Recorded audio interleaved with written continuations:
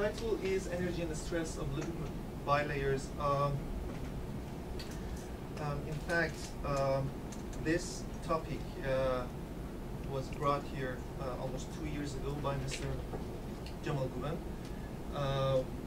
Whoever who has got to know him knows very well that he has this influential character. So when he came here and when he spoke about his field of research, he managed to create an atmosphere of interest among us. So after my qualifying exam almost 1 year ago, I started to work in this field. I mean, I'm still studying, I'm still learning. Today I'm going to talk about energy and stress of lipid bilayers, which is done by him. In fact, this is not my work, unlike everybody before and after me. I'm talking about today about somebody else's work, because as I said, I'm still studying and I'm still learning from the articles which are written by Mr. Jamal and other authors, of course, in this field. So, well, you can consider it as a tribute to Mr. Jamal.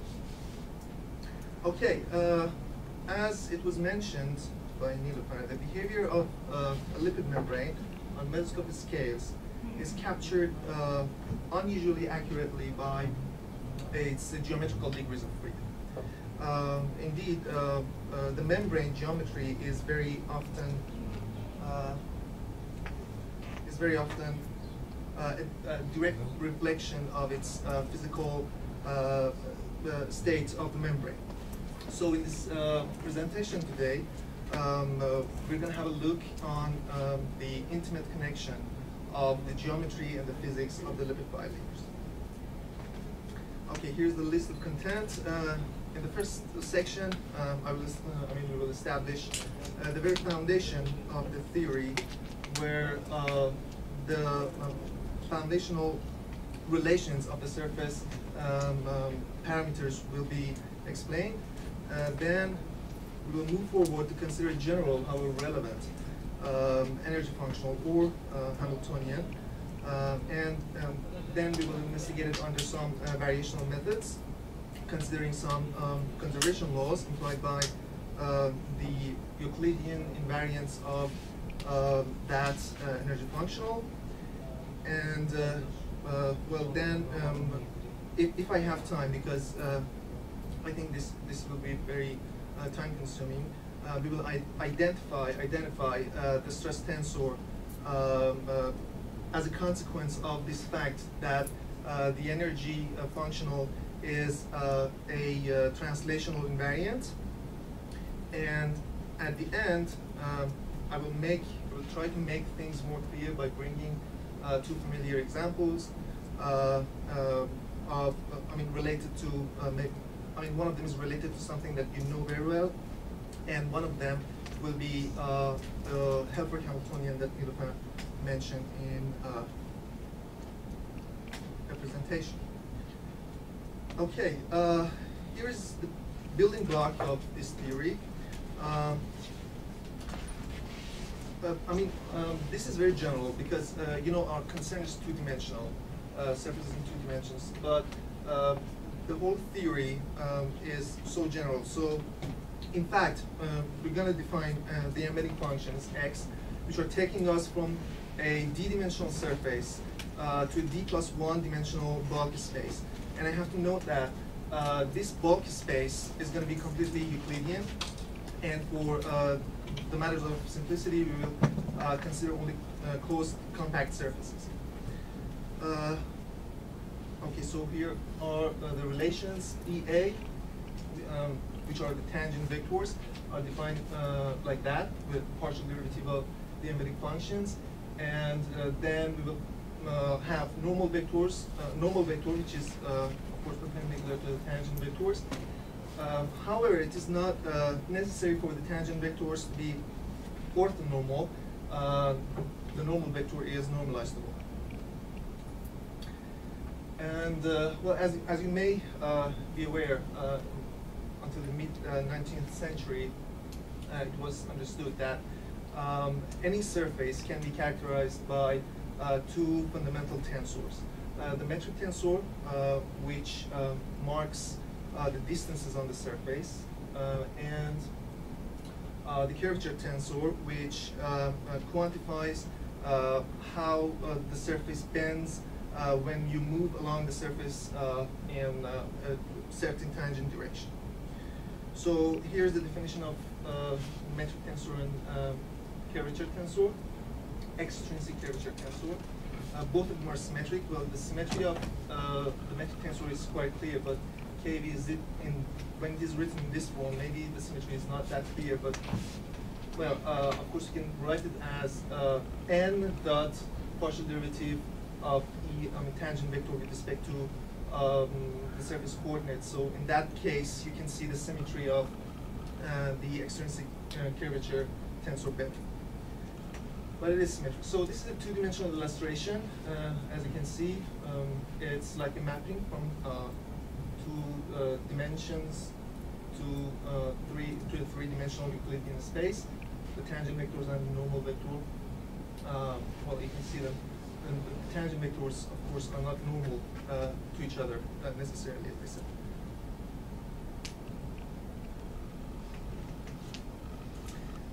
Then we can have a look on the changes of the basis vectors while one moves on the surface along a certain direction. These are given by these two sets of equations. The one on the left is called the Gauss equation. The one on the right is called Weingarten equation, which are evidently showing the changes of tangent, the basis vectors.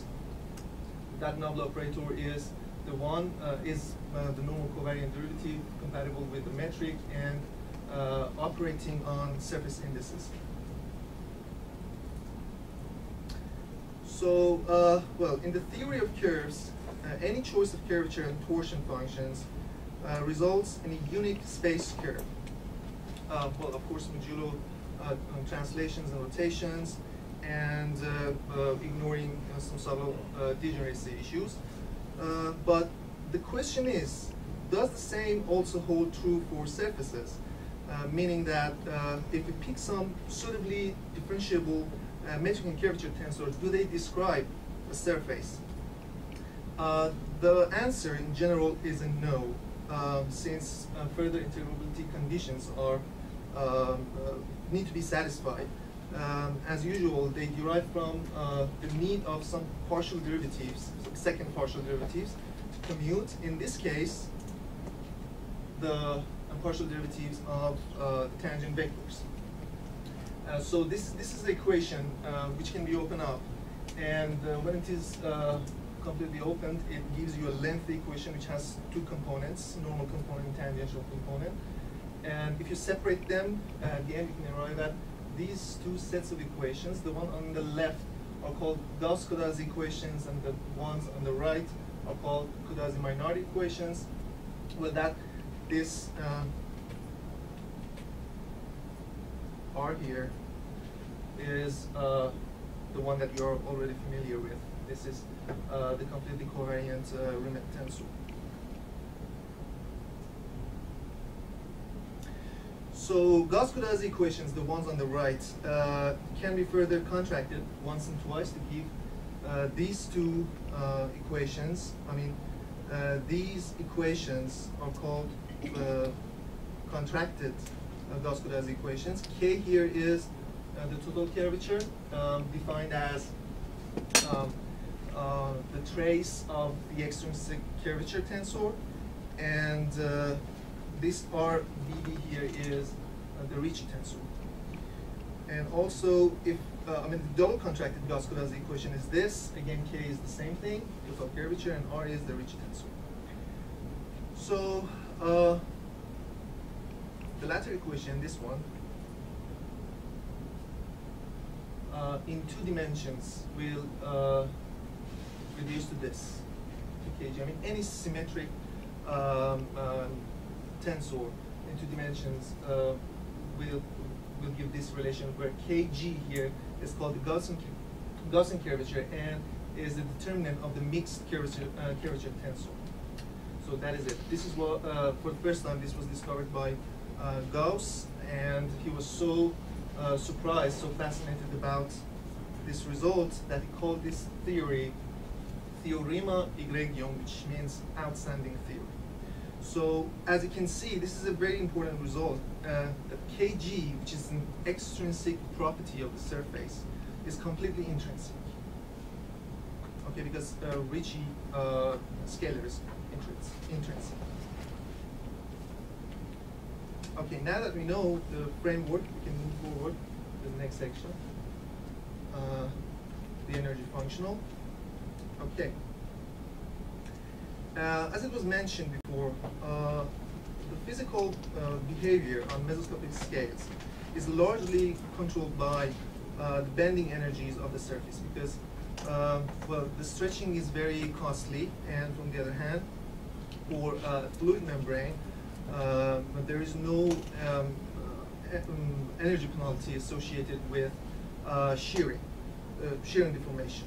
So this energy depends only on, and this energy is a very general function of this energy here, which depends only on GAV and KAV. So it depends on extrinsic and intrinsic properties of the surface only through GAV and KAV, not the derivatives of them. So this is what is considered.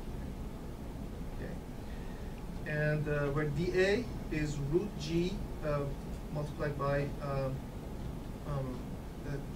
the differentiation of the coordinates of the surface. This G here is the determinant of metric distance. So now we are interested in determining the response of H, this energy functional, to the deformation of the surface of this form. When x goes to x plus delta x, it's a translation. Okay, so the approach adopted here is to distribute the burden on x, because we have, in fact, small translation for x.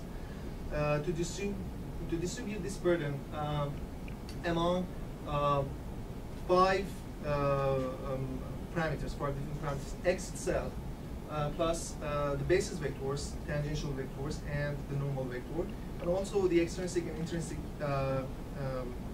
curvatures. I'm sorry, intrinsic first and second fundamental forms GAV and KAV. So, well, to do this consistently, well, the structural relationships connecting the variables must be preserved under the deformation. I mean, thus the equations, so the equations which are defining KAV and GAV in terms of the basis vectors, and the equations which are defining the basis vectors themselves should be preserved, so we will take them as constants, okay, and we're going to use the Lagrange multiplier method. H is amended accordingly. So this is a new Hamiltonian. This Hamiltonian here is the one that is constructed. H tilde is the original Hamiltonian plus 5 surface terms. And these terms, as you can see the first term is the one that defines the tangent vectors. The second one is the one that guarantees the perpendicularity of the normal vector to the tangent vectors. The third one is, guarantees that the normal vector is normalized to 1. And these two are the definitions of first and second fundamental forms.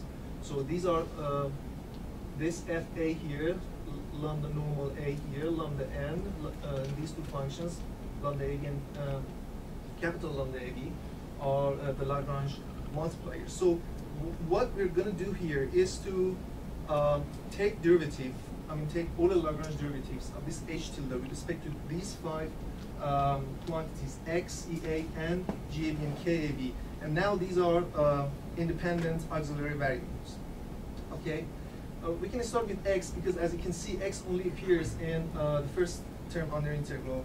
So we're going to start with that. And if we do that, we can get this result. As you can see, all the Lagrange, well, we can take all the Lagrange derivative of H tilde. And then we can say that in equilibrium, that should give us 0. So it will give us that equation. That's an Euler-Lagrange equation for x. But it shows that there's something, Fa, that it is covariantly conserved under translation. Okay, so it is like Noether's current, right? So it is showing that this parameter is very important. I mean, it's a big deal. Now, if we do the same thing with respect to tangent vectors, we can find a general shape for this Fa as a combination of tangent vectors and the normal vector, which is this. Then, with respect to n, we will get this. It provides us with two relations for lambda normal A and this lambda n in terms of capital lambda AB and KAB. And then we can finalize our calculation with lambda AB, I mean Euler-Lagrange equations for lambda AB and capital lambda AB. And they will be determined by Euler-Lagrange equations for GAB and KAB.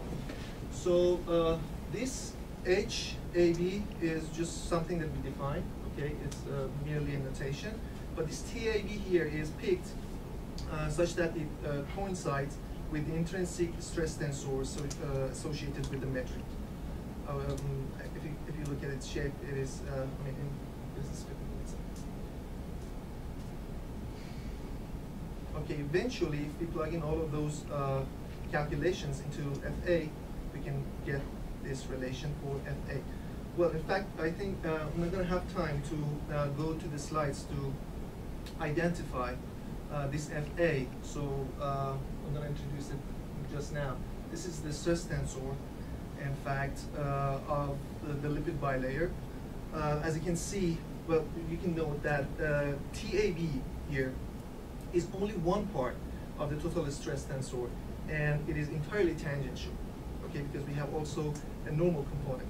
So it is not generally conserved, but this whole thing is conserved under translation.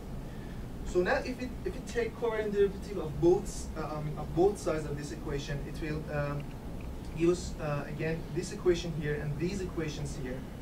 Now the question is, which one is the shape equation? Because we expect only one single shape equation, but now here we have three different equations. In fact, only this one is shape equation. Because, well, the Hamiltonian that we constructed from the beginning is invariant under reparametrization. That means the only physical deformations are the ones associated with the normal deformations. So this is the only, in fact, shape equation, and these will only recover some geometrical identities, namely Bianchi identities, if you open them up. So here, don't forget this. This is the shape equation. It's a big deal. Well, if I'm in equilibrium, if there's no outer force exerting on your surface, you will have that equation. If there is, for instance, if there are extra constraints, like if we require the volume to be constant, then we will have also pressure, gauge pressure, or in case of the lipid members, we call it osmotic pressure. So on the right-hand side of this shape equation, instead of 0, we will have P, which is completely normal, and it refers to the gauge pressure, or the difference between the pressure of outside and inner side and outer side of the membrane. Okay, I think it's better if I skip this part. This is just a mechanical argument that sheds light onto the nature of FA. In fact, I didn't want to introduce FA as a stress tensor, so you can see it for yourself that it is in fact a stress tensor. But let's skip it. If you have any question, I can go back and answer your questions. Okay, now some examples. Well, in order to illustrate the ideas that have been developed in the previous sections, we consider first the case of a surface dominated only by the surface tension. So this is a very familiar example, which is the soap bubble. The Hamiltonian is simply proportional to the area through this proportionality constant, sigma, which is the surface tension. And this is, well, the simplest case that one can consider on the surface. It depends only on the intrinsic geometry through dA, because dA has a second root of g hidden inside it, which emphasizes that the stress tensor is not only tangential, but also isotropic. You can see from here. I mean, for this specific Hamiltonian, this FA, this stress tensor is calculated. It's completely tangential. There's no normal component, and also it is completely tensile because there's a minus sign, if you notice, and it is completely isotropic because it depends only on the intrinsic properties of the surface through this GAB here. Okay, also we can write the shape equation. This is the shape equation here, okay? It is very simple, and this pressure is the gauge pressure of the soap bubble. The surfaces that extremize the Hamiltonian have constant mean extrinsic curvature. If you want to think of closed surfaces, then the spheres would be the first come to mind. So that's why we have, soap bubbles when there's only pressure are always spherical. Okay, then we can move forward to Helfrich Hamiltonian, which is well, Helfrich Hamiltonian that has that term sigma dA, which is this one, but it has also some extra terms. These were introduced by Niloufar, so I'm not going to speak about the Helfrich Hamiltonian that much, but this kappa here and kappa bar are bending and Gaussian curvature moduli, and K, K0 and Kg are total spontaneous and Gaussian curvatures respectively. So if we do this for this, well, spontaneous curvature is sometimes zero, but sometimes it is not. It vanishes when there's no, when it occurs, let's say, only when the bilayer leaflet up-down symmetry is broken. But if there is, if there is no clue to recognize the inner part and the outer part of the surface, then this K0 will be zero. So this will be the stress tensor. Okay, as you can see, it is very lengthy.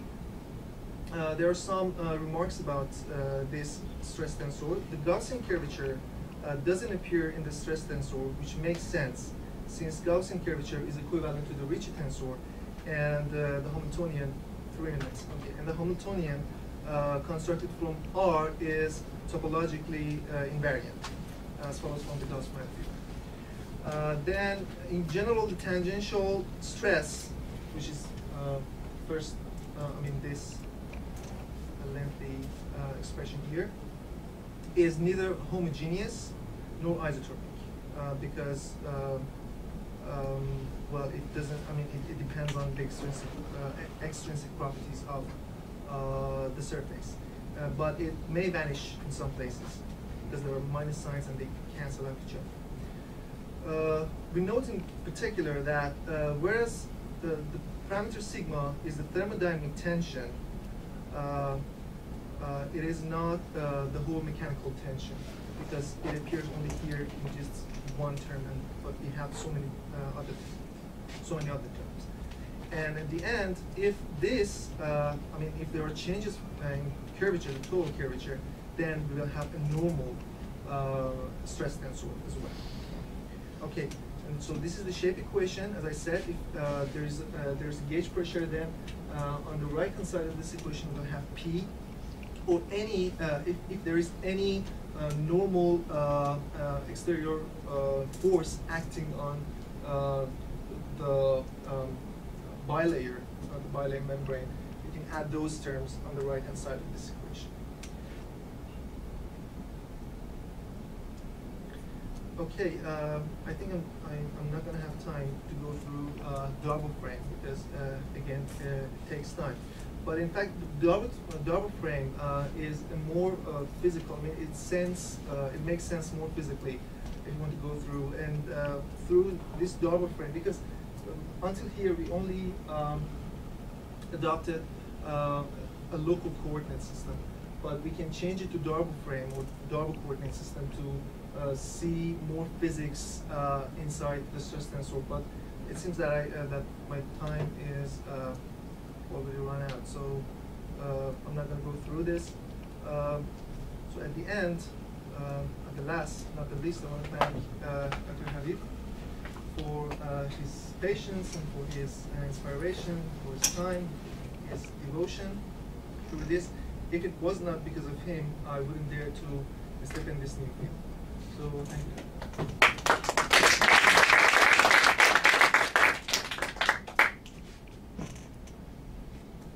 If there's any question, yes, I'm all yours. Why do you postulate Hamiltonian and not Lagrangian? We are used usually to start with Lagrangian and then go to Hamiltonian. This is the point that I want to raise. Well, I have no idea about that. Let me go back to the Hamiltonian so we can discuss it. But this is not the dynamic Hamiltonian. Yes, as this you is not think. This is just the total energy of the surface. It is not. There's nothing. Yes, dynamic. But I saw at some point you go to Lagrangian, that was much more complicated.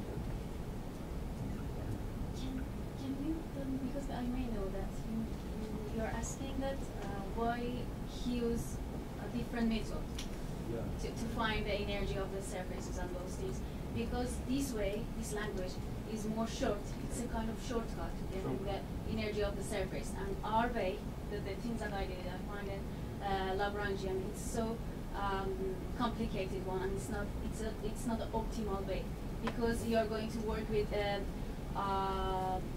we are going to work with extrinsic and the curvatures, and we are going to have a long way to go through that. But this way is a shortcut. That's why they use it. Professor Jamal, he chose this way, his language. I'm also not sure about the not only in terms of practicality, but also the biology of the system. Those, even if it's a perfect lipid bilayer, if it's on some kind of surface or it's constantly being damped and it loses energy and it moves around. And it's not a system where energy is conserved. And I'm guessing, writing the Lagrangian for the system the Lagrangian formalism wouldn't work that well. But that's what I would think. But I guess there are ways of justifying it depending on the conditions. Yes. Well, this is a perfect lipid membrane. I mean, there is no protein embedded inside the membrane. So, well, I don't know how we can take into account the effect of proteins. Yeah, because, well, in the real world, there are proteins on the lipid membrane. But I guess maybe we can take them into account by, if you look at this, maybe,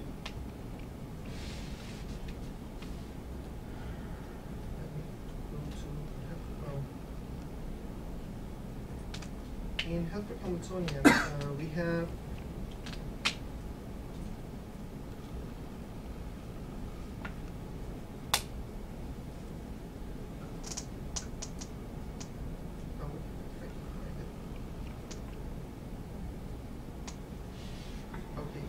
so here we have spontaneous curvature. And spontaneous curvature, as I said, comes from the fact that sometimes the bilayer is, the up-down symmetry of the bilayer is broken. Okay, so globally, for instance, if you have two leaflets which have a difference in surface area, and if you want to glue them together, then there will be a non-zero spontaneous curvature. Also, but this is global. But locally, when you embed some proteins, because some of the proteins, they have their own special spontaneous curvature. So when you embed them inside the bilayer, then they will impose some extra spontaneous curvature on the bilayer itself. Okay, so, but that's local. So I guess, so this K0 in that case is itself a function of X, the embedding functions. So I think this is one of the ways that we can consider the effect of the proteins. But no, this theory is completely, yeah, for Let me solid add also plane a bilayer. comment on what you already mentioned, and it refers also to your comment in previous speech. That K0, which is the spontaneous curvature, when you inject the lipid inside the aqua, due to the hydrophobic and hydrophilic behavior of the tail and the head of the lipid, they reorient themselves. And in fact, what makes this reorientation is the electrostatic energy. So K0 is the electrostatic energy of the system you said already. And that energy, after the system is shaped, of course, when you write the equation, you will see that it produces tension on the surface and also pressure difference between outside and inside, another kind of force, and all together with the electrostatic, they cancel each other. So this K0, when you consider sigma and also P, delta P, right, gauge pressure for the vesicle, then you will see that this K0 depends on them. So in other words, answering to your comment, electrostatic energy already considered via this K0, but if you wish to add protein on inner wall or even from outside, because ions are coming going, then these are additional charge. Definitely they change the structure of the membrane due to what you said, electrostatic new interactions, and also due to other forces which Mr. Daniel mentioned. So yeah, what I was talking about was more than the inside of the the bilayer. I was talking about the voltage difference across the whole layer, which is what you mentioned with the ion disbalance in the two sides, constantly changing in real cells. That makes sense. Yeah, that's I think the fact. But still, there are papers you can check. They are working on how to describe the shape of the cells. The theory which Mr. Daniel discussed. These are perfect membranes. So when you look at the reality, you see the fluctuations in the membrane from inside outside. Especially, they are not, as you said, static. They are, with time and space, they evolve. So all those things will be the next step to be considered. This was only a very short part of the story because, well, this energy functional is invariant under translation. It is also invariant under rotation. That gives that gives the torque tensor. We have also a torque tensor. Also, it is invariant. It is conformally invariant. It is invariant under rescaling, and those things will give us more constraints about this stress tensor and the shape equation. Anyway, Daniel, our cells needs energy. We have to go to lunch. So we put lunch directly to our cells.